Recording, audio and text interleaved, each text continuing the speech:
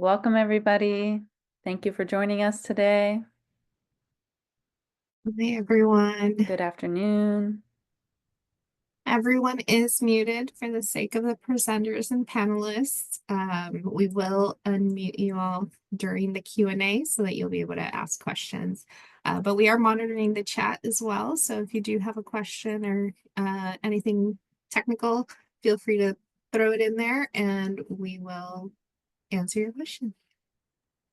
And it's great to get an idea of who's in the room. So as we're waiting for folks to come in from the waiting room, if you could please introduce yourself in the chat with who you are, what organization you represent, where you're calling in from, that would be great to hear from everyone.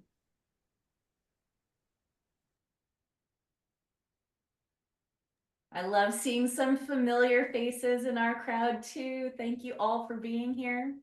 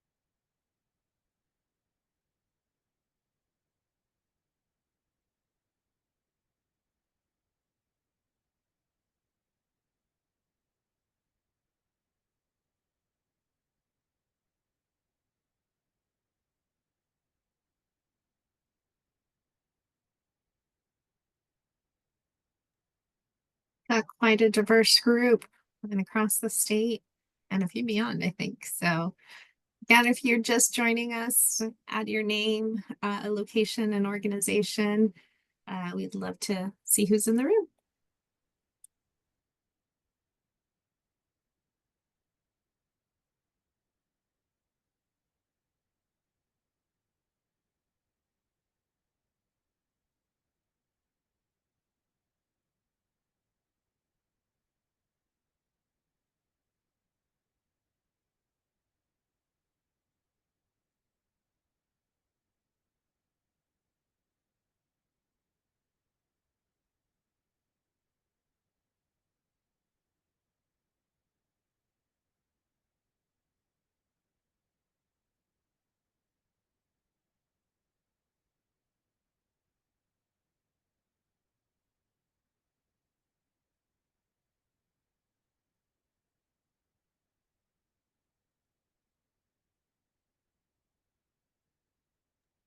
All right, in the interest of time, should we go ahead and launch in while people continue to trickle on in? Thank you all for being here. You are at the Energy, Environment, and Utilities first ever Green Career webinar put on by the California Environmental Literacy Initiative, or CALI's Green Career Cali-wide initiative. We're so happy you're joining us here for our first big webinar for this group. And your moderators today will be me, Sarah Whiting. I'm the Director of Client Engagement and Data Science at 10 Strands, and my two lovely co-leads from Cali, who I'll let introduce themselves. Liz, why don't you Hi, everyone. Oh, thanks, Celia. Hi, everyone. I'm Elizabeth Christie. I'm the Education Manager for the U.S. Green Building Council, California. And I'll pass it over to Celia. Hi, everyone. Cydia Salas. I'm a program manager at the Energy Coalition and also have the privilege to share the space with Liz and Sarah as co-chair in the Green Career Initiative for Cali. So really excited to also be launching this webinar. But yeah, welcome everyone. And we did mention, throw your introductions into the chat. If you do need anything, any technical assistance, we are monitoring the chat. So feel free to add any questions, concerns, or issues. And we will unmute you all for the Q&A part of the panel discussion. So welcome.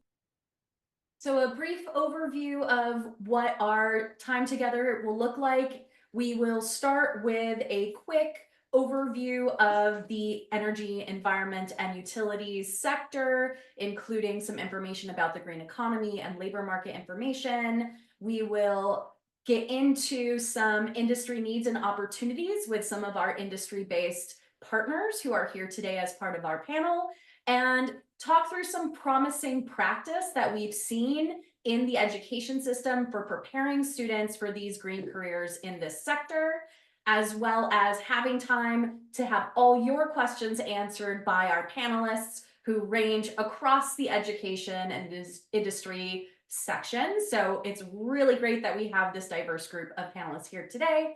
And then finally, we'll end off with some resources for you and some ways that you can get involved in bringing green career awareness and education to a broader group of students. Before we get into that, I'm going to pass it over to Liz quickly. We do have some resources for you around the wildfires. Liz, go ahead. Thank you, Sarah. And for any of you who are in the LA region right now, you know, I am here in the LA region, as is Sarah, so we're just been in recovery mode for the last couple weeks, as I'm sure you all are aware. But if you are working in a school in one of the fire-affected communities, please reach out to us. We have a lot of resources available to schools right now who are in that space, particularly an air quality study on campus, which is completely free for schools to enroll, as well as wildfire defense education, which we could facilitate with either at a district level with maintenance. Next slide, please. And here are some additional resources. So one of the things that we've been working on over the past couple weeks is trying to compile as many resources for these wildfire affected communities as we can and housing them on our website, which I will have a QR code for on the next slide here. But in the meantime, these are two of, I think, the most important ones for teachers and schools that are in the fire affected communities right now.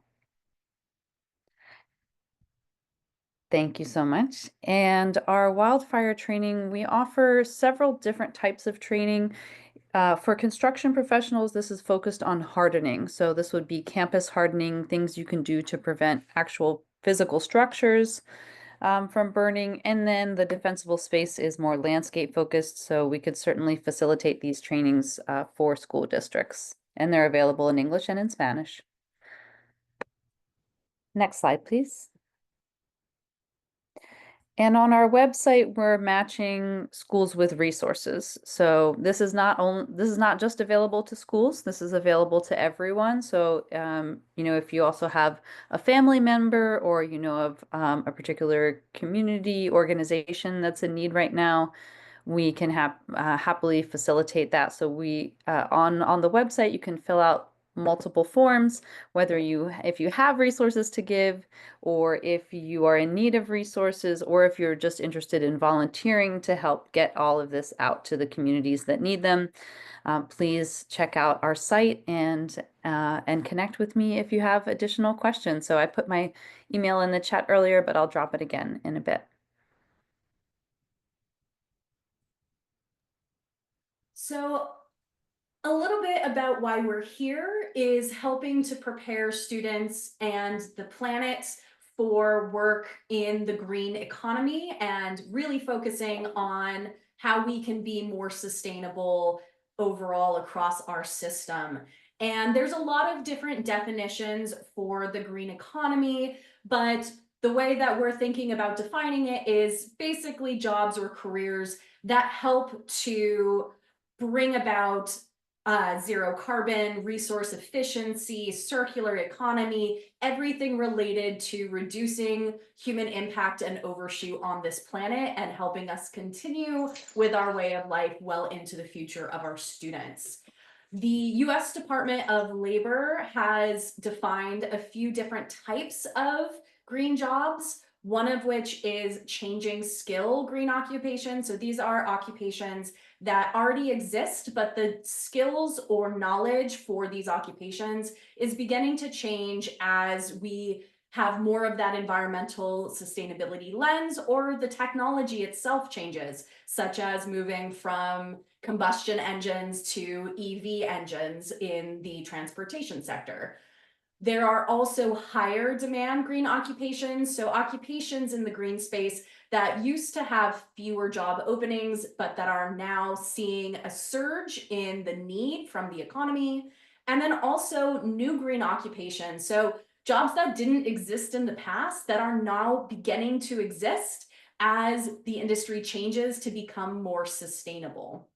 So our industry partners here will be able to talk a little bit more, but we wanted to just quickly ground you in that green economy and in the belief of our Cali-wide initiative that all jobs could and should be green jobs if we want to make this planet a sustainable planet.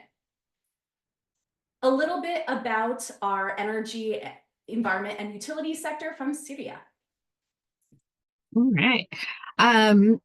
As you all know, CTE is the Career and Technical Education programs that are within our high schools. They create agreements between high schools and community colleges where students are able to take courses at their high schools that count towards credit at the college level. The path we start with is energy, environment, and utilities, because it is one of the ones that the group for Green Career Initiatives identified as one of the most important and one of the most impactful, especially when it comes to green careers. And I think for a lot of us, as we think about energy, it is potentially one of the first things we think of when we think of green jobs. We think of the environment, we think of energy and how the utilities impact that. This particular sector is expected to grow exponentially. There's so much new technology happening in the world of energy and the world of utilities that we are expecting to see over 1.5 million total job openings between 2018 and 2028, with about 150,000 of those per year.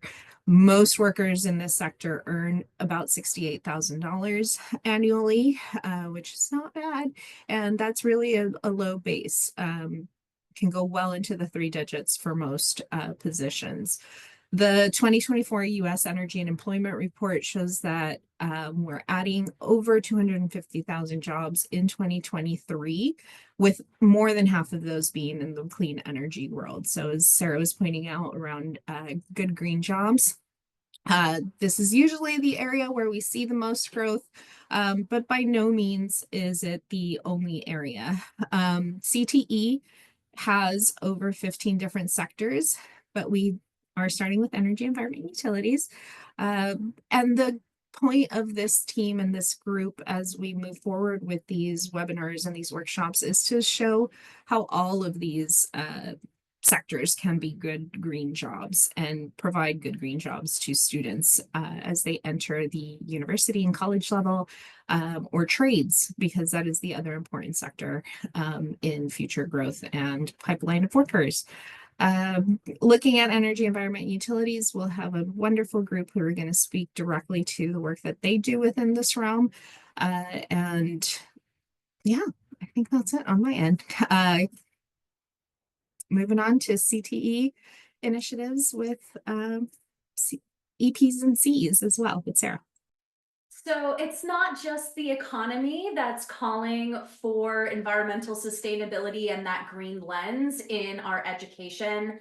First off, built into all of the career and technical education standards are these California standards for career and ready practice, and standard number 12, which is present in every single pathway for every single sector, calls out that students understand the environmental impacts of decisions and that they're regularly making decisions that positively impact the environment. So within the CTE framework, it's already built in, but well beyond that, there are lots of mandates for this work across campus and operations, as well as curriculum instruction. So thinking about the whole system of education, there's a call for this work to allow students to understand their impact, to make better decisions, and to start building skills to work in a more sustainable future.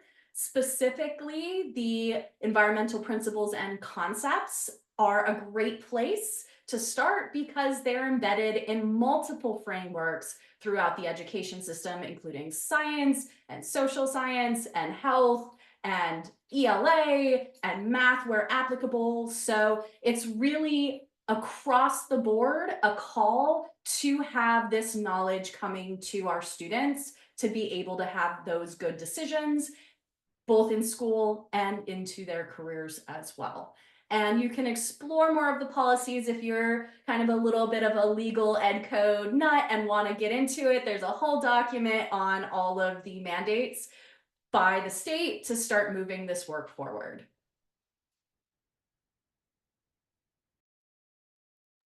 All right. And as you mentioned, we have a wonderful group of panelists joining us today. We'll start with a really quick introduction of each and every one of them, and then we will kick it off to each of them to begin their section of their presentation, telling you more about them. First on our list is Jessica Clayball, Government Finance Officer for Borrego Water District. We have Tiffany Baca, the Executive Director at Water Energy Education Alliance. Casey Novel, Program Manager at the Energy Coalition. Vanessa Shin, Associate Manager of Community Relations at Peninsula Clean Energy. Shay Hart, Workforce Initiative and Alumni Manager at Rising Sun Center for Opportunity. Jan Quillentang, Oxnard High School District Formal Educator. We also have Gilbert Blue, Feather Rosas Modesto City Schools Director of Sustainability and Adaptation.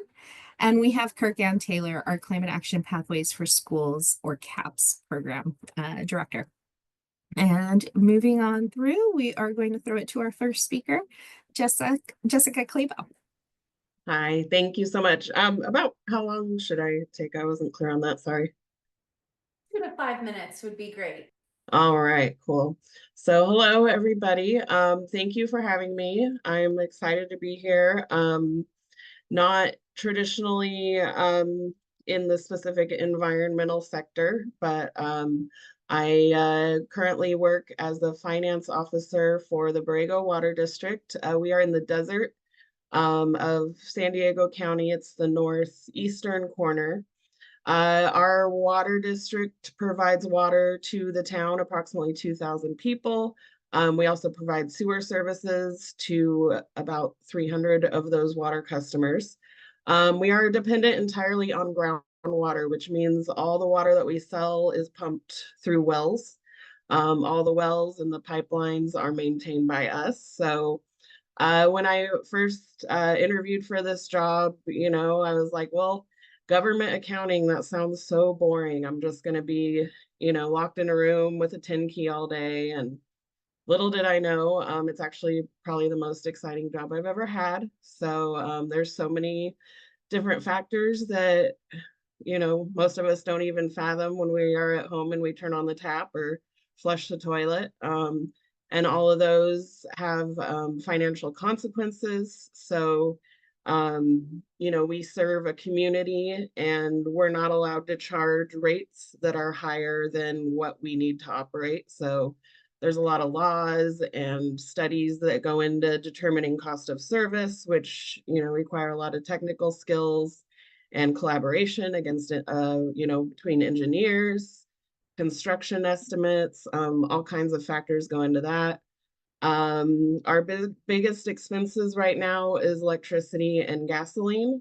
So, you know, if you think about moving to more sustainability on the utilities factor, you know, we're in the middle of nowhere. It's hard to even get a contractor to come out to put in solar or see about, you know, getting us on a solar generator for anything. So, you know, there's definitely room to grow in that sector. The costs right now, they just haven't really been worth it to us. So I think there's a lot of room in industry for innovation there.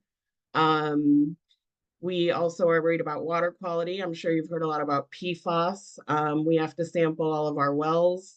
Each sample costs us about $1,000 to do. So if you think about it, all that goes back onto the people of the community to pay for. So there's a lot of moving parts there. Also in 2016, the state of California passed the Sustainable Groundwater Management Act, also known as SIGMA. And this had a drastic effect on everybody in our basin. So basically, all the water that we pump from the ground is under a court order. So everybody has their allocation. And by the year 2040, we have to reduce all of our usage by 70%. So, you've been using water, think of your last 10 years of your life, and then all of a sudden, up the line, you have to reduce that by 70%. So it's a big shock. We've had a lot of farmers that have to go out of business. A lot of golf courses have gone fallow. So, there's also work in mitigating kind of the public image, like, hey, now we live in a dead town. And, just outreach on that is stuff that will need to be done in the future. So as you're thinking about where you're interested in going into. Also, we have to do air quality studies now because the farmers are going out of business. So all the dirt is getting into the air from their land fallowing. So it's just amazing how many different things factor into it. And my last point here is we do get a lot of grants. So grant reporting is extremely detailed and tedious. So if you like the details and are detail oriented, there's definitely opportunities there. It requires detailed financial records. And right now we're working on a grant throughout our entire basin with other parties. One of them includes, we're working with CIDIA and the Energy Coalition in partnership with the Borrego Springs School District. So they're working on a CTE there in the energy, environment, and utilities, and kind of teaching the local kids about our unique situation. And yeah, it's really cool. And that's how I got connected here. And thanks for letting me tell you about it. Thank you so much, Jessica. All right, moving over to Tiffany Baca. Thank you, and thank you everyone for giving us a chance to share with you some exciting developments in this sector. It has been growing. We really want to emphasize that demand drives change. So regardless of what policies are in place, if you are putting your efforts as an educator, as a consumer towards clean, green energy, this is what's going to happen. We're going to end up meeting that demand because it's there. We aren't going to meet a demand that doesn't exist. So we actually do have a lot of power. I think that gets lost a lot, particularly in, unstable political climates, but you do actually have a lot of power. I'll give you a great example. In the Central Valley, when we're talking about water usage, because of the demand of the agriculture across the world, this is what farmers grow. If we decided that we absolutely want a specific crop, consumers drive that change, and then it's up to regulators and it's up to community to say, okay, we also need to reduce the impact to our environment and we need to reduce the amount of resources that we use for that. So that all changes, and it changes because of us. It doesn't change because of one person's decision or one community's decision. My primary job is as a public affairs manager for the Municipal Water District of Orange County, and we service 3.1 million people in Orange County. We either provide water in one way or another, or we provide resources, and those resources range from incentives to transform landscapes and to swap out antiquated toilets and faucets, to our K-12 water education program, where we, working with in the understanding of the California Environmental Literacy Initiative, have transformed our K-12 education programs. Where we used to do assembly-based programs, we now do hands-on exploration learning. So our young people understand what their impact is to the world. And we really do believe that we need to start this early as possible so that we have a connection as a very young person to the world around us and we see how our impact changes that. So this is just one example of a water district that's changed their entire education programs based on the transformation of the world and how we need to protect our resources. The world cannot take care of us unless we take care of it. And that's just the simple explanation to it. Next slide, please. I'm also the executive director of the Water Energy Education Alliance, which was actually seed funded by 10 Strands in 2018. For the first 2 years, we had about 20 organizations in Southern California that participated. And now we have more than 250 organizations because this matters to us. You can take a look at where we're at in the world with retirement. We're not in a unique situation. About 11 million people are eligible for retirement every single day. And that's why I prefaced with the demand changes things. This is how we're going to be able to change things because we have now approximately, it depends, 40 to 50% of our entire workforce retiring, and we need to fill those gaps. So what does that look like? This is a huge discussion and it varies from region to region. So these 250 organizations are from Northern California, Central Valley, Inland Empire, San Diego, Orange County, LA, and we get together and we talk about what are our challenges, but we don't just talk to ourselves because from the educators on this call to the workforce advocates on this call to industry, we all have our own language. And so it's very important that we come together and we understand each other and we understand each other's barriers to really advancing in this arena. So we have employers on one side. I really think it's important to emphasize the educators and advocates. We work with non-formal and formal educators, K-12 system, community colleges, university, trade schools, ROPs. There's so much opportunity for young people and transitioning adults to get education and transfer into these fields. We share resources, partnerships, data information, and strategies, and we've been able to accomplish a lot of great things together. And all of that is through collaboration and discussion and understanding where one person has something another person can use. So we're not wasting time and we're really building on the efforts that we have. Next slide, please. Both of these slides were kind of introduced early, jobs of today, jobs of tomorrow, but these are both jobs of today and tomorrow, but they're changing, right? So our traditional roles that we've seen, and they have to change. We have limited resources, our population has boomed, we are traveling at a pace that is really hard to keep up with. We need cars on the road, we need airplanes in the sky. We cannot think that everything can be changed by changing one thing. We have to change our systems because it's all connected and everything impacts the next thing.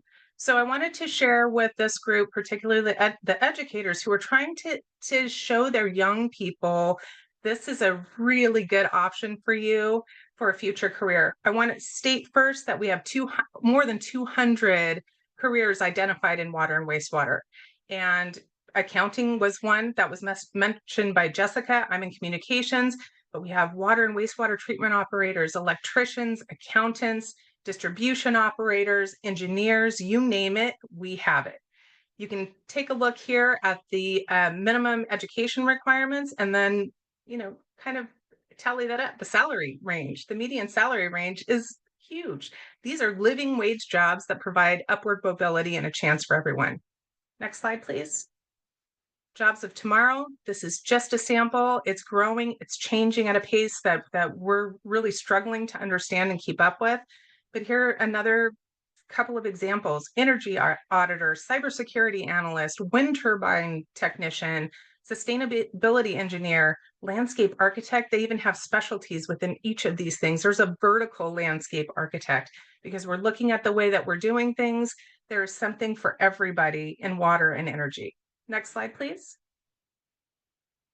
And just briefly talk about some of the skills that your students need or these transitioning adults need to enter our workforce.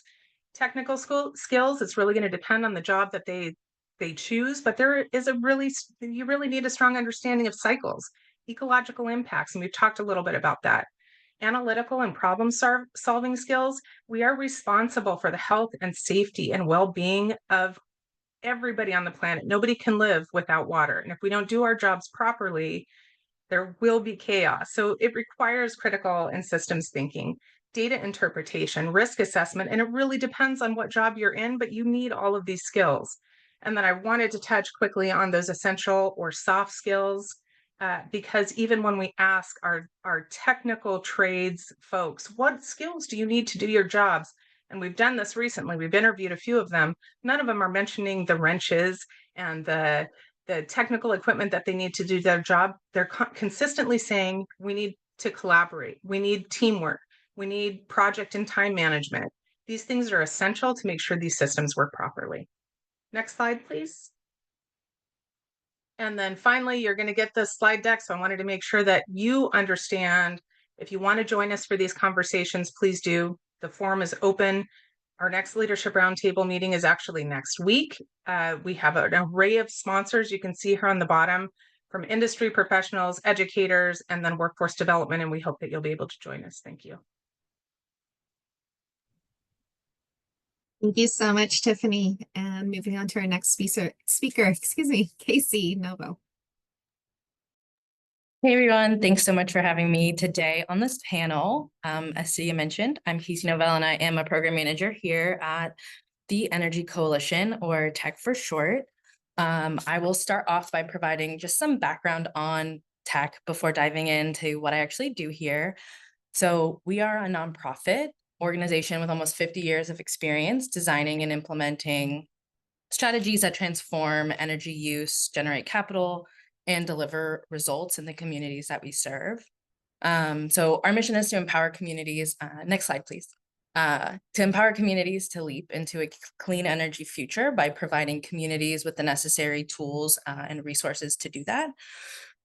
We support this mission through our 5 key service areas: securing funds for energy investments, designing and implementing programs, offering education and workforce development programs, providing marketing and outreach, as well as policy and master planning services. So I'll touch on, first I'll touch on our education and workforce development service area. Our workforce education and training programs empower the next generation of energy leaders. We work to provide innovative K-12 curricula and enriching fellowship programs for emerging professionals. TEC is, annually places hundreds of fellows in impactful climate and energy jobs, and over 105,000 students from over 1,000 local education providers have participated in TEC's Energy is Everything programs, or in other programs that we implement, such as PG&E's Career Connections, SC's Charge Ready for Schools, and California Climate Action Corps. The majority of the work that I do is focused within kind of the first 2 key service areas on the slide. Through my time at TEC, I've supported public sector energy efficiency projects through my work on the Southern California Regional Energy Network, and currently the Inland Regional Energy Network. So regional energy networks are authorized by the California Public Utilities Commission to serve as program administrators and deliver energy programs to local communities. By providing low or no cost technical assistance services, our team provides the resources needed for short and long-term strategic energy planning and supporting energy efficiency projects sort of from inception to completion. We work with folks across the spectrum, from on-the-ground facilities and maintenance staff to public works directors and other local government representatives. We also host fellows that work across our organization, and the fellows that do support the contracts that I work on specifically, they provide integral support in the utility energy analysis required to develop some of the strategic planning resources I mentioned, and really help agencies identify projects and where to best start if they don't have a plan. I think for me, one of the reasons why I love the Energy Coalition and working here so much is that it has really provided, it has really shown me that everyone has such different educational backgrounds and reasons that brought us to the industry, but together we've all come together to create a holistic change in the communities that we serve and the clients that we work with. The team of folks that I oversee, our backgrounds are wildly different. My background is in environmental science. We have people who, have psychology degrees or degrees in marketing and education. There's really I think any educational background can be applied to any work in the green or environmental industries.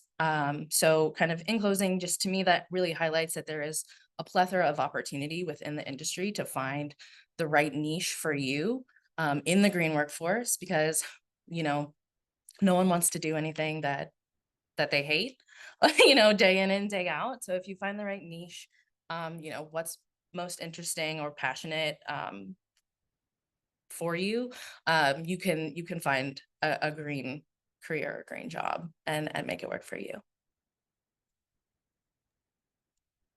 Thank you, Casey. That was amazing. And yes, we have quite a variety of folks here at the Energy Coalition or at TEC. The two of us, we work in the same organization and hardly ever work on the same project. So I will not bore you with mine, but Vanessa Shin, you're up next. Wonderful. Thanks so much. Hi, everyone. My name is Vanessa Shin, here with Peninsula Clean Energy, and really excited to be here and learn from all the wisdom in the group. I am here to bring the perspective as an industry partner and share some of my experiences and reflections from partnering with schools. But first, to say a little bit more about where I am and what brings me here. I am with Peninsula Clean Energy, which is a collaboration of local governments that was formed to fight climate change. And the way that we do that is we provide electricity from clean sources like big solar panels or wind turbines for our community. And we serve San Mateo County in the Bay Area, as well as the city of Los Banos in Merced County, both in California. Next slide. Great, and so I'll start with just some of my reflections from working with schools. The first reflection and takeaway is partnerships. It's so important, and the work that we do wouldn't be possible without our incredible partners, some of whom are listed on the bottom of the slide. But the first is on that topic of identifying potential partners. I definitely recommend that if you're in a school to look into utilities and government agencies, as many times they can be really natural partners as represented by my fellow panelists. I've also, in addition to energy and electricity partners, I've seen such a diverse array of collaboration with different organizations, including waste management services, parks, open space departments, water agencies. A lot of these public agencies do have environmental goals, sometimes funding as well, and are often, they're very interested in connecting with students and schools. And so the partnerships can be a really good fit. Our board is also really supportive of our educational programs, and every time we go to our board to request funding for a partnership, they're usually very supportive and always eager to do more.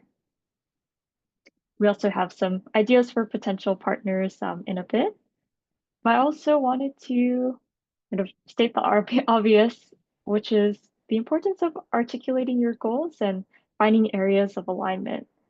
And so if you're engaging with an industry partner, I think it's really important at the start to ask them to define their goals. That's something that we've learned to do and have needed to do better throughout our partnerships, and also learn the importance of communicating when your goals might shift. And so just a quick example from at my agency, in our first few years of funding schoolwork, we tended to support general sustainability curriculum. It didn't need to be specific to energy or our area of work. But after as our school programs matured and as we really honed in on what our goals were and what was most effective and in line with our mission, we have shifted towards, focusing specifically on clean energy and climate, recognizing that other sustainability topics are important, but knowing that this is our mission and we want to focus on these areas. And so a learning lesson for us has been being really clear about explaining when those goals might change and being clear about our expectations. Our last point is about leveraging your county offices of education. I want to shout out and acknowledge my colleague Julie Hilborn from the San Mateo County Office of Education, who is our superstar partner in doing this work. My experience in schools and the education system is limited to my time as a student many years ago. And so many times my colleagues in this work need to lean heavily on our schools and education partners. And for us, the County Office of Education is such an important bridge in being able to speak the same language as schools and even understand the different timelines and frameworks and how to get things done and work together. So definitely encourage you to reach out to them, whether you're a school or an industry partner. It's been so invaluable for us. Next slide. And finally, just on the topic of partnerships, I wanted to highlight a type of partner that might be in your area. So Peninsula Clean Energy is a type of agency known as Community Choice Energy. We serve San Mateo County and the city of Los Banos, but there are very similar agencies to ours serving throughout California.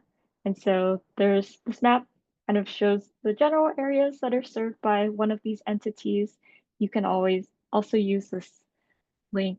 I'll put it in the chat shortly, where you can type in your address and see if you're served by one of these agencies. It's basically a not-for-profit local electricity supplier that is formed by the community, usually a local government or a collaboration of local governments. And since they're not-for-profit organizations, they're don't have any shareholders, so if they make any money, it's invested back into the community. And many of these types of agencies have environment and community education goals. And even if you're not served by one of these agencies, encourage you to check out your county. They have a sustainability department as well as the County Office of Education again. And I believe 10 Strands also has some resources and could probably help you identify good partners. And that's it. Thank you. All right, good afternoon, everyone. So my name is Jan Quillentang, and I teach at Oxnard High School, which is in Ventura County, along the coast south of Santa Barbara, north of Malibu. And if you're not familiar with that area of California. So I teach an energy, environment, utilities pathway, and also am the coordinator for a California Partnership Academy that is aligned with, that has 2 industry sectors represented: energy, environment, utilities, and building and construction trades. And so I do the energy, environment, and utilities part. So California Partnership Academies, if you're not familiar with the model, it's curriculum that's focused on a career theme, and we coordinate with the students' academic classes. Our focus is on English, social science, and science, for a number of reasons, mostly because the students are more grade level specific in those 3 areas. Math would be kind of a fit as well. It's just that the students are all over the place with math, so it's really hard to keep them all together. The model has the students go through the classes together as a cohort, starting in sophomore year. And in addition to the academic and CTE curriculum like overlaps, we also include motivational activities, work-based learning opportunities. We have an advisory board that includes business and post-secondary partners that we meet with a couple times a year. And then also we reach out to them for the work-based learning opportunities that we take the students to. Can you switch to the next slide, please? So this is just a one-pager overview of the academy, which we call Green Technologies, and also the courses that I teach. So I teach energy environmental design, which is our what we call concentrator, which is the first year class, and then advanced energy and environmental design, which is our capstone. And so and during the course of the time that the students are with me and in their academic classes, English, social science, and science, they learn. The first class is really kind of like a survey overview of a lot of stuff. And so we talk about alternative energy sources, climate change, global warming, environmental sustainability, energy, waste, water reduction, conservation efforts and reduction efforts, energy auditing, water auditing, waste tracking, natural resource management, and green building and construction. Some of the work-based learning and opportunities that the student and the benefits the students get from being in our program is career exploration. As was mentioned by several of the panelists, students, I try to tell the students that green is going to be everywhere, sustainability is going to be everywhere. Doesn't matter what their plan is after high school, they are going to be, wherever they work is going to have to deal with reducing their carbon footprint, whether it's addressing the amount of energy, the amount of waste they produce, the amount of water they use. Also protection, business and information technology. There's cybersecurity was mentioned earlier. Excuse me. In the utilities, if we have a cyber attack and somebody threatens to shut off power to the city of, Los Angeles, that's huge. And so investing in that, there's education, a lot of education offices, whether they're high school, or K-12 districts or college level, have some type of sustainability department. I think the next speaker is going to talk about that a little bit. And building and construction here in California, there's a lot of building codes that address this topic of green building and sustainable construction. Let's see.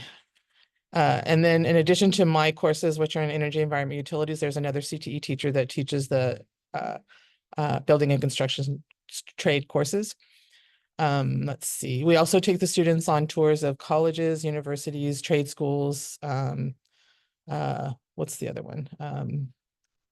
Like IBEW, the trades, the union offices. Yeah. So just to become familiar with all of the different areas that they can look for jobs, whether they are looking at what they're looking at doing post-secondary, whether it's a 2-year, a 4-year certification program, a test, like a certification test, like they have for water, and that they can get a very good job with benefits that pays a decent wage with a high school diploma. And so we try to open up and share all of the opportunities that the students have. Let's see. So part of what we do at our school as well is that we have a focus on environmental literacy and increasing that. Through our program, it's fairly easy to do since we partner with the environmental science and have the students in 4 years of science where they focus on environmental science, environmental sustainability, and resource management. And increasing, and we're also have our social science teacher and our English teacher that help reinforce that. And so one of the ways that schools are recognized for that is with the Green Ribbon Schools Award, which our school has applied for and received. So I was one of the authors for that application, which is a fairly lengthy process. And so we received gold last year, and we're waiting to hear how we did this year. So fingers crossed. Also, one of the things in education that helps hook the students is if you're able to tie into something that they care about or that they can see every day. And so we really try to bring in local phenomena, local issues that will tap into their interest or their passion. And so we're in Ventura County, we got some of the effects of the wildfires that just happened, but mostly just smoke and really poor air quality. We have had wildfires hit surrounding areas. Since Oxnard's like a coastal plain, we're not really close to any wilderness areas. We don't usually get wildfires come to our area. We usually just get the poor air quality. because the neighboring cities have been dealing with wildfires, including the Thomas Fire, which was a few years ago, probably one of the worst ones to hit our area here in Ventura County, coastal Ventura County anyway, and it hit Ventura, which is right next to us. And so one of the during the capstone classes the students do is they research and come up with a civic engagement, like a passion project, where they look at a local problem in the community. And then they go through the steps to research who's working on it. They reach out to community members, elected officials, school officials, and try to plan some type of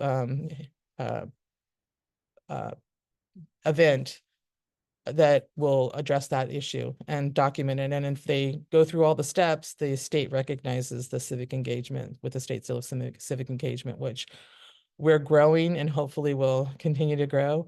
It's a fairly new seal for student recognition in California, and not all districts are using it yet. I think it's only about 7 or 8 years that they started this. So it's been a pretty good experience for our students, because it doesn't just look at, I'm not like the only one doing it, and it helps tie our classes together. And some of the work-based learning opportunities that we've been able to provide with the help of our business partners are tours of wastewater treatment plants. Most of our school campuses have solar arrays on campus that we're able to go and check out. We have environmental field work that we do with the students, where we do water quality testing, sea level change, like track sea level changes over time. The students will do energy, water, and waste audits. Those are usually done either at school or at home. And then we end the senior year capstone class with a networking luncheon, which brings a lot of our business partners together in a roundtable lunch discussion with our seniors.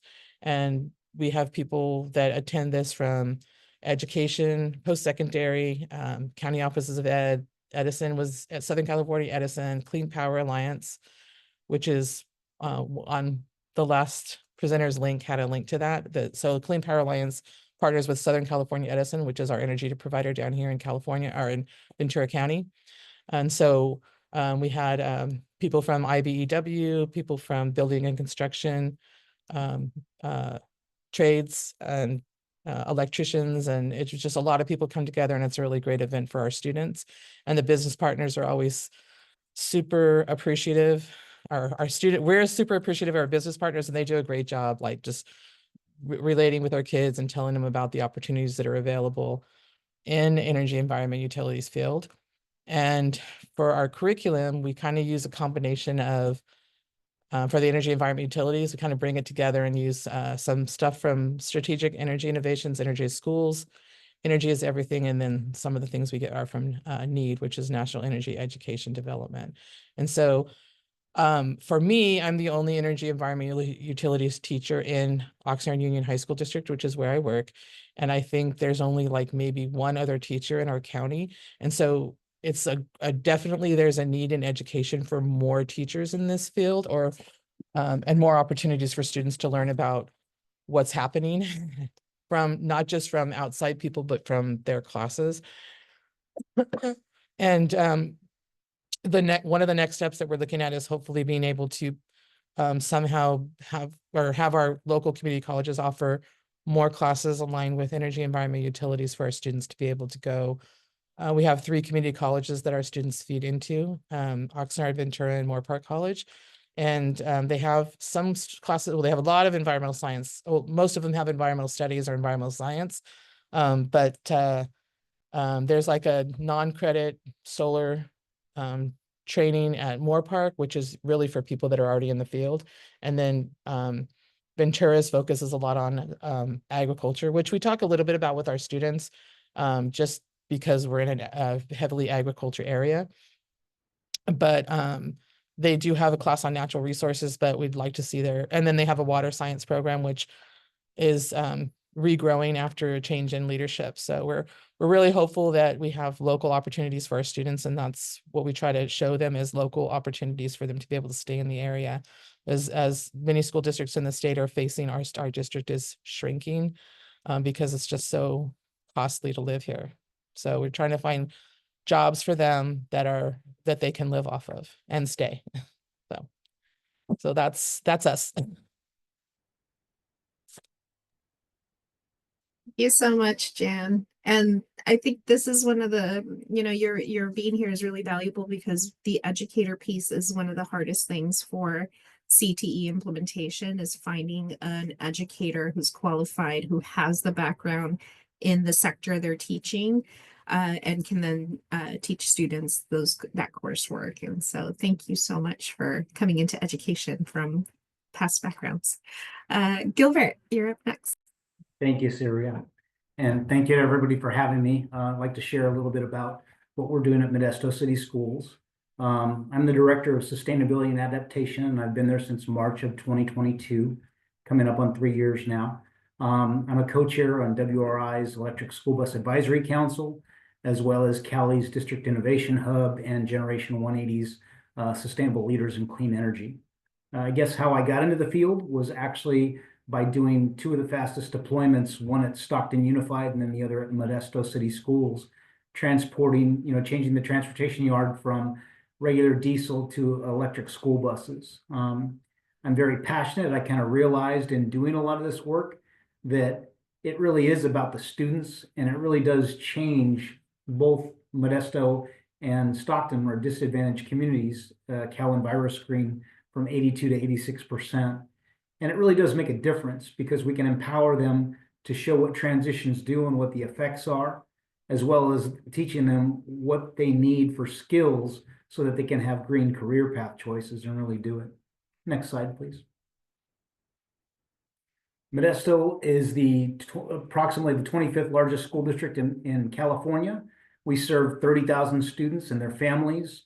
I have the picture of the bus there because that's kind of how we got started into the sustainability field.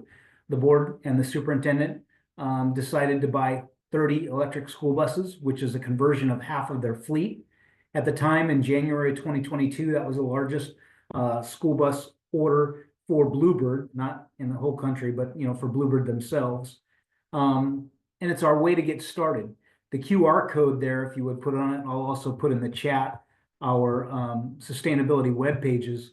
We're pretty proud of that because it has 8 different pages, and it shows you everything from a chronology of what's happened to energy conservation methods, to waste reduction, to transportation, green infrastructure, all that. And I'll kind of go through some of the things that we've done. So like I said, the buses were a way to get us started. And then on the right there, you see that we have 34 paid stipend teachers for each school. That way we can get our teachers to have environmental clubs at every single site, and that allows you for a culture of sustainability. The 30 buses, as we talked about. The other thing we added was we figured if we were going to change our transportation yard from, say, out of the 62, half of it, 30 of them to diesel, to battery electric, what's the outcome? Well, we put purple air monitors in the transportation yard as well as in front of every school site so that we can measure what the differences are in air quality. The other thing is solar structures.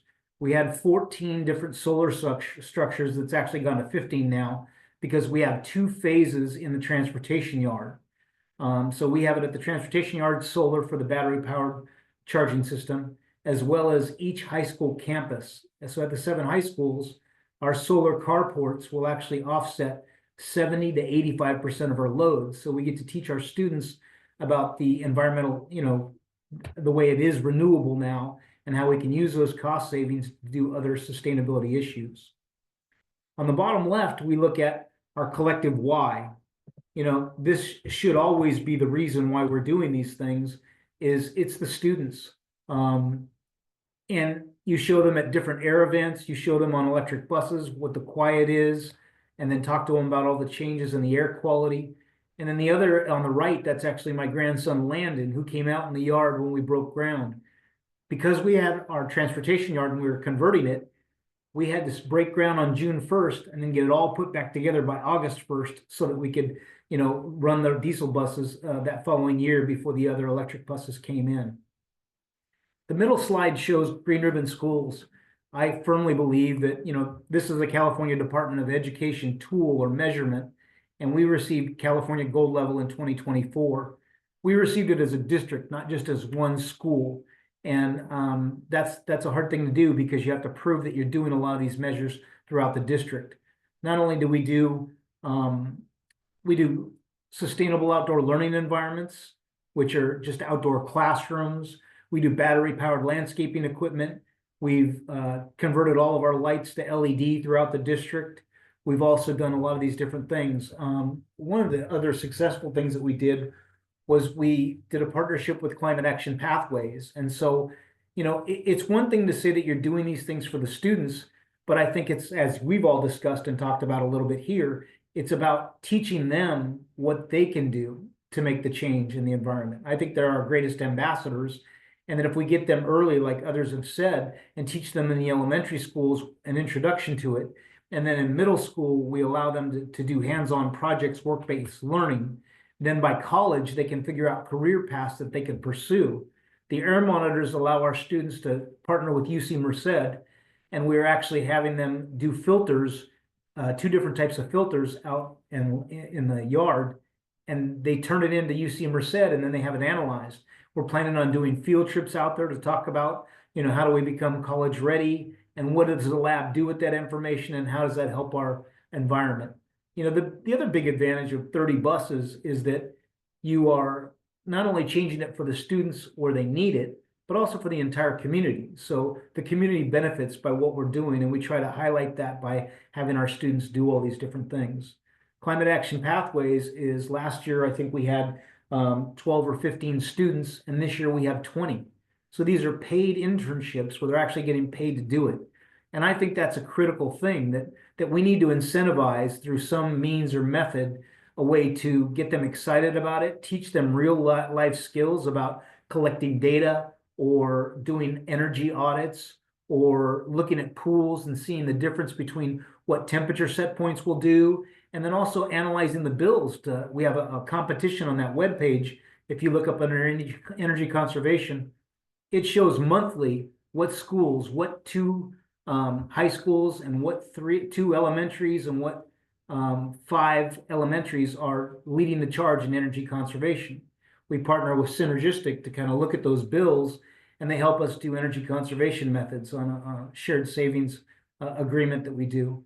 So I firmly believe that all these things, like we've been talking about, are extremely helpful. I'm thankful to this panel and all the people that do it to put it together, to get this news out and tell about the successes. If you look on our web pages, you'll see pictures of people at Earth Day and kids working out and doing audits and all these different fun things.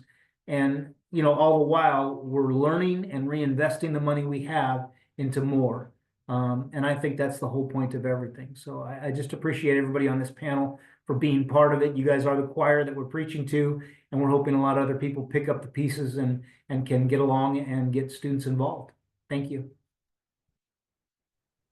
Well, thank you, Gilbert. And it's a tough act to follow with everyone that's gone before. I'll try to be brief because I know we're towards the end of our time and we want to get to questions. But hi, everyone. I'm Kirk-Ann Taylor. I'm the Executive Director for Climate Action Pathways for Schools, or CAPS.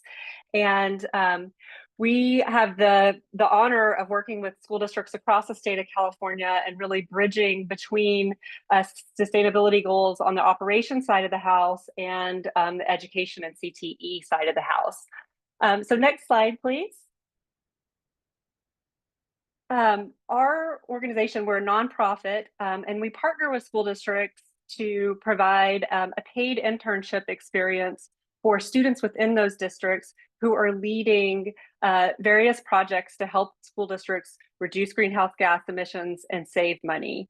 So we'll partner with CTE programs and engage students in energy and sustainability pathways, engineering pathways, even media and technology, agriculture, across the board. And we work with operations folks like Gilbert and others in other districts to then take on a variety of projects that help those school districts towards our goals here of reducing greenhouse gas emissions and saving energy and saving money. Students in our program typically work with us over the course of 2 years, anywhere from 2 to 4 hours a week, and then usually during some sort of summer intensive work where they are doing monitoring assessment of their buildings energy. They may be looking at transportation projects and how to increase zero emission ways of getting to school by transitioning bus fleets or looking at active transportation routes. And then we partner with school districts to go out and get funding to implement those projects, which then also help pay for future internships and career professionals in this work. And we've been very lucky now to be working with students over a variety of years now, like 4 or 5 years. Some of our students, like you'll see here from Victor, come in and they don't really know what they want to do yet, but this provides them an opportunity to build both the technical skills, but also try on new and different roles, from community engagement to data collection to communications. And they also learn really important soft skills, how to collaborate, how to work in ambiguous situations and problem solve, and how to do that with others and work intergenerationally, work, you know, with the adults in their community, with the adults within their school system, but also industry partners who are advising on the work that they're doing. And so it's really locally based, project-oriented work, but in partnership with industry partners and school communities to help with broader sustainability goals. Next slide, please. Important part of our program is that we really try to put the students at the center of the work. We're there to guide and support, but this is really about helping them take on the assessments, helping them work with the professionals in the field, and helping them with coming up with recommendations that their school district can take on next to further advance their sustainability goals. So you'll see a group of students here who are in the middle of an energy audit. They're looking at site maps and planning for lighting upgrades and a building automation system that's going to be installed in the school district, preparing for HVAC upgrades and recommendations. And this is just one project area. I could show pictures of others, but the core of it is that students get the training and they're working to do this work in real projects that are really happening within their school communities.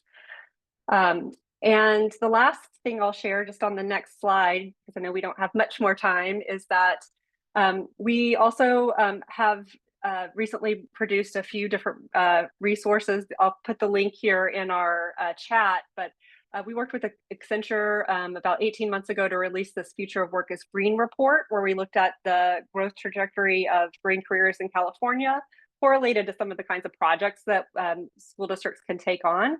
And we're developing partnerships around each of these project areas. And then just this last year, we worked with Rivian and Accenture to develop 7 learning modules around zero emission vehicles. Those are freely available for any CT teachers or anyone else who would like to have access to those. I'll put the link in, but please feel free to reach out if you would like more information or would like to partner with us. And thank you for the opportunity to be here today. And last but definitely not least, Shay Hart, take it away. Thank you, and thank you for the opportunity to be here and speak a little bit about the work that we do. My name is Shay, and I'm the Workforce Initiatives Manager at Rising Sun Center for Opportunity, a local workforce nonprofit in Oakland. I'm a part of our Climate Careers Bay Area team, where we directly employ youth ages 15 to 24 from low-income households, where they provide, receive all the training that they need to provide in-home energy efficiency services to the communities that we serve. And then they also, after that, move on to a paid climate-related externship. And we do serve all 9 Bay Area counties, as well as San Joaquin County. We have our headquarters based in Oakland and also one in our Central Valley in Stockton. And I'll move to the next slide, please. Thank you. And I just want to talk a little bit about the different ways that we prepare youth for green careers. So we have our Climate Careers program, which we think of as a 2-part program, as an earn and learn kind of situation. So the first part is our summer greenhouse call program, which takes place from June to August. And this is the features the youth that we hire ages 15 to 24 that are doing the in-home energy efficiency assessments and audits and installing, energy efficiency equipment. This is a paid work experience, so they are paid anywhere from $19.50 to $21.50 an hour to work roughly 35 hours per week over the summer. And then, as I mentioned before, we do serve the 9 Bay Area counties and San Joaquin County. This year's in-person counties are Alameda, San Mateo, Solano, and Marin. And we do set up our in-person site offices in those counties. So in Oakland, Daly City, Vallejo, and San Rafael. And those are the basically the home bases where the youth are working out of during the summer. And also during the summer, they're learning how to do the greenhouse calls. They're receiving all that important training. They're also receiving a lot of professional development from our seasonal managers that we hire and bring on.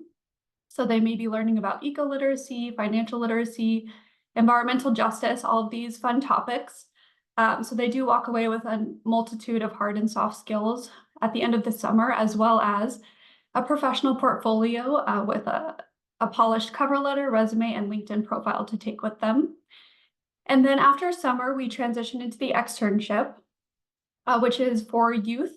So the youth that successfully completed the summer program, and also we invite our alumni to come back. And it provides them with 120 hours of paid work experience with a partner organization in the green economy. So last year we had, I believe, 21 hosts in the Bay Area, and I think 8 in the Central Valley who served as hosts for our externs, where they worked for those 120 hours on a lot of really cool projects, and they gained a lot of skills. They walked away with professional references, letters of recommendation. Some of them were even hired on to be, employees with those organizations. So it was super exciting to see.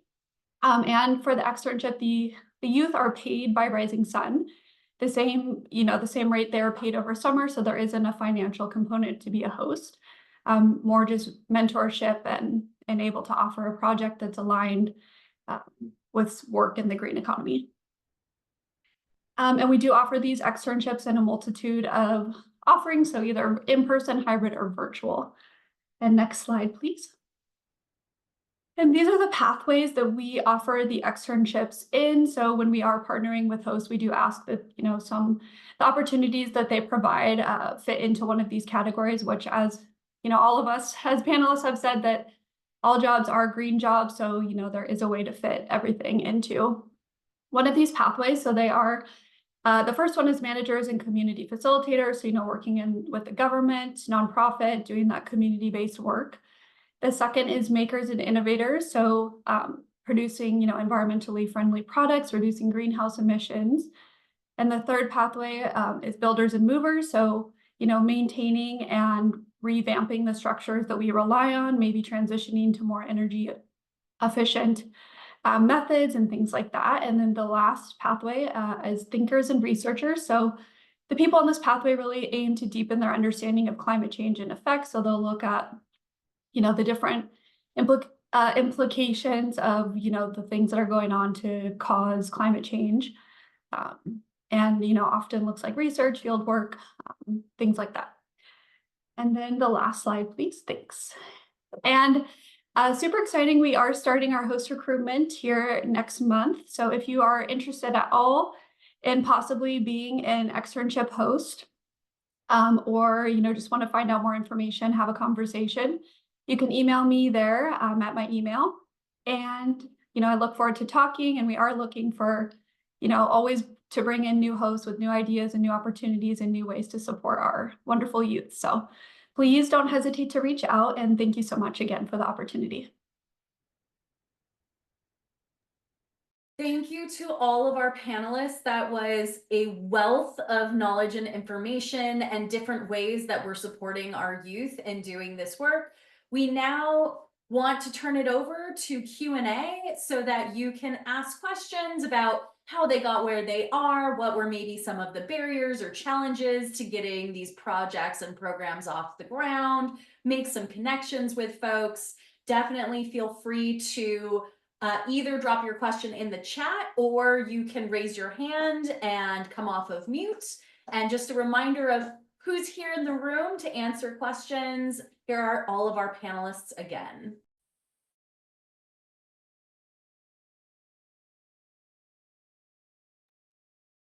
And I see Rising Sun has a question in the chat already. Shay, did you want to jump on that one? Sure. So our biggest funder is Bay REN, so the Bay Regional Energy Network. So they fund climate careers, they fund parts of the externship. And we also just recently received a CC-REN, so Central California Regional Energy Networks grant to expand and improve our program offerings in the Central Valley. So those are our two main funders that fund the work that we do. Hopefully that answers your question. It was a two-part question. Also, I couldn't remember if you mentioned how long it's been running the internship program. Oh, yes, sorry. So Climate Careers, the Greenhouse Call program has been around since 2000 was actually started by Berkeley High School students, which is super cool. And then the externship we started in 2021.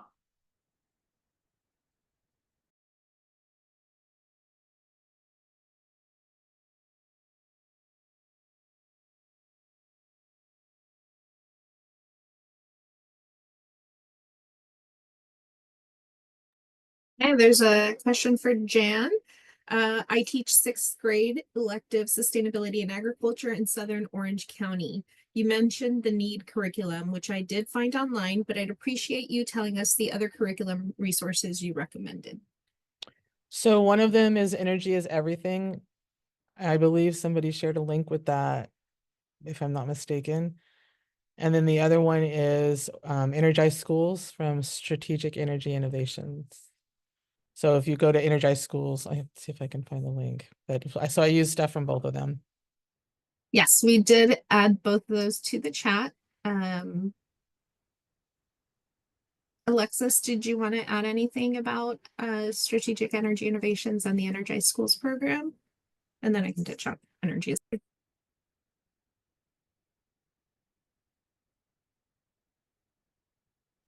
Oh, hi, sorry, can you hear me?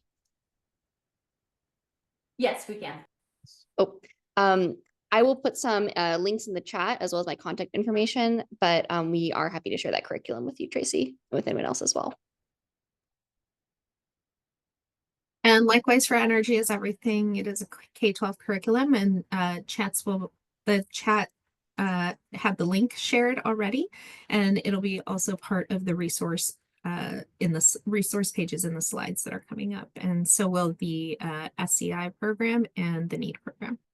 So both Energy is Everything and Energize Schools are free, just like NEED. Energy is Everything. If you register with them and ask for supplies, they'll send them to you.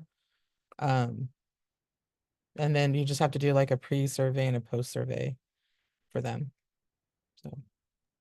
And also, since you're a 6th grade teacher, there are middle school green career awareness modules that were created as part of a K-12 Strong Workforce grant. So they're open source from the San Mateo County Office of Education.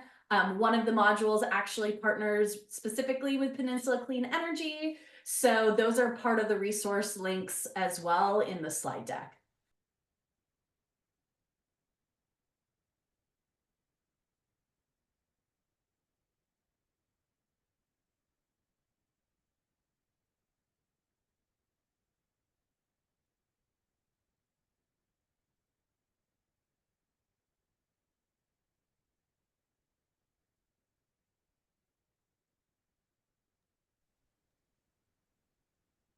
Nayeli, go ahead and unmute and ask your question.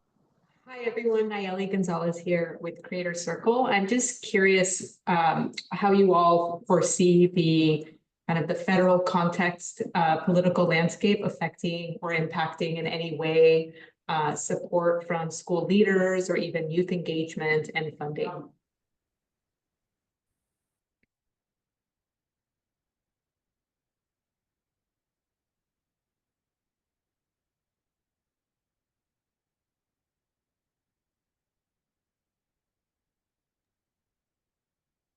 I'll jump in here and say, it's a wild ride. I don't think any of us know from one day to the next what's going to happen. We've looked at funding being frozen and then reopened, portals being opened, every day it's something different.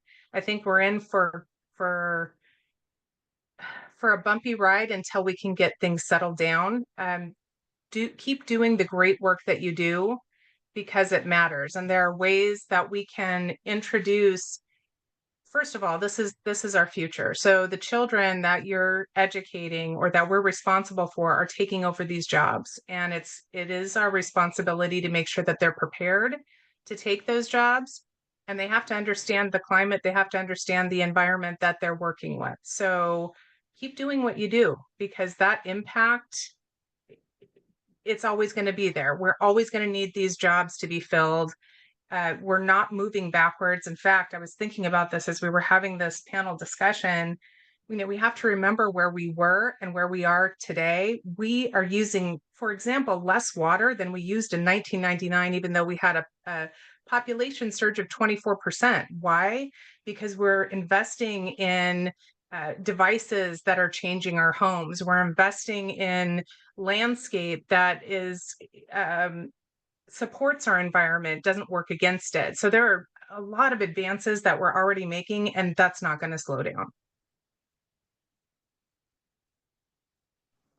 I think the other thing is that you continue to do good work. You know, I mean, our report card for 2-year report card was, we got a lot of grants, but we put in a lot of solar, and we've started a lot of other programs that students can run. You know, the 30 electric school buses actually save us $1.38 per mile. And so at traveling 25,000 miles a year, that shows how it's, you know, it's cheaper than using gas, and it's better for the emissions and all that other stuff. And we get a lot of the solar on grants. So I think the other thing is just showing that things are cost effective, and then allowing students to do the videos to show what the professional development and everything else is. And then you've got a great story to tell.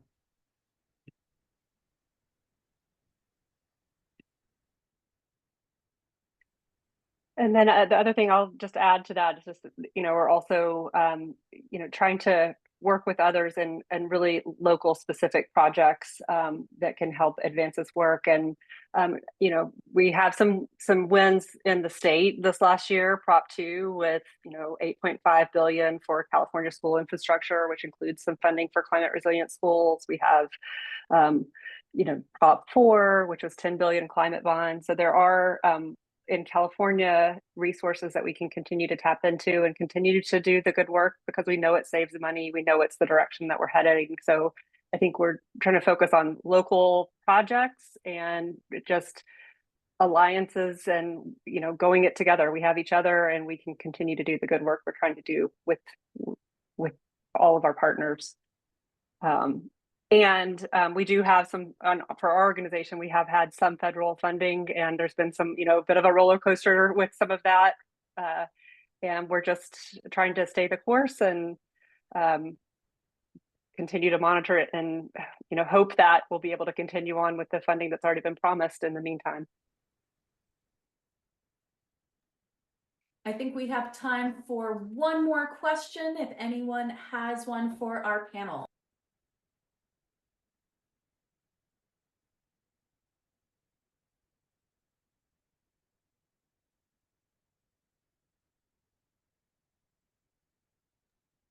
All right, well, if there are no remaining questions, we'll go ahead and close up today with just overviewing some of the resources and ways that you can get involved with continuing this work. The first is reading the call to action for educating for a green economy, which was produced by Cali last year and has a lot of great information about green careers, the labor market, some of the challenges and barriers that this work is facing, as well as recommendations moving forward and additional promising practice from across the state. Also, you can join the Cali Green Career Initiative if you want to be part of the planning team and the network that helps to make this work happen.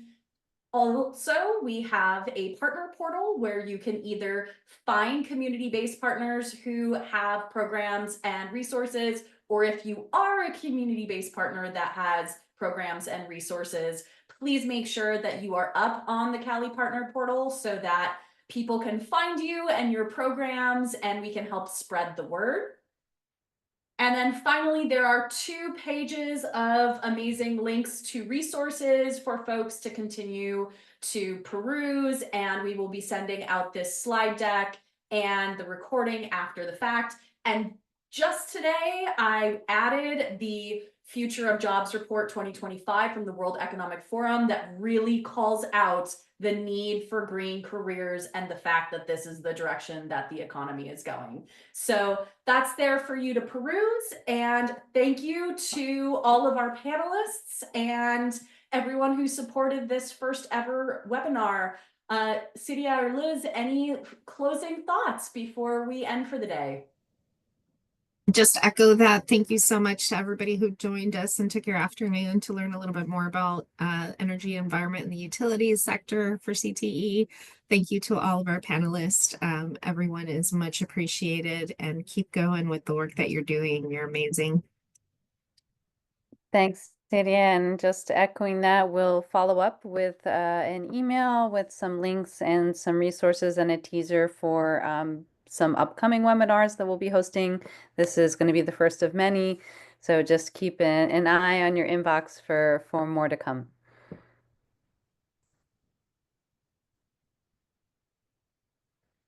Have a great night, everyone. Stay safe, stay healthy.